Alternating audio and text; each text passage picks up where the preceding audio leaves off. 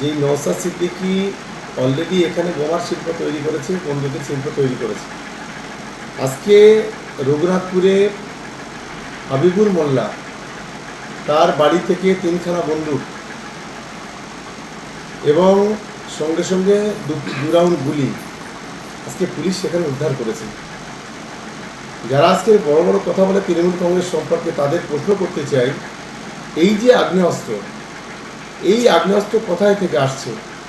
আমি তো যেটুকু সূত্র মারফত খবর পাচ্ছি, সম্পূর্ণ নওশাদ সিদ্দিকী পরিকল্পিতভাবে পাশেই হাড়োয়া, সেখান থেকে এই অস্ত্রগুলো সাপ্লাই করছে। এইখান থেকে এই অস্ত্রগুলো সাপ্লাই দেওয়া হচ্ছে ভাঙড়ে, যাতে করে তৃণমূল কংগ্রেসের কর্মীদের খুন করা যায়। আমরা অবিলম্বে অনুরোধ করব যে ইলেকশন কমিশনকে যে প্রথমেই নওশাদ সিদ্দিকীকে গ্রেপ্তার করা উচিত, তা না হলে ভাঙড়ের এই রক্তের হোলি খেলা বন্ধ হবে না। বন্দুক পাওয়া গেছে। কি হয় এটা? তোমার ছেলে কি করে? তোমার ছেলে? আমার ছেলে পায়না তোলে কাজ করে। কোনো রাজনৈতিক দল করে না, হ্যাঁ? খুব একটা করে না, ওই কোন দল করে? ওই আছে। আইএসএ? হ্যাঁ, ও খাটে খায়। কিভাবে এলো বন্দুক?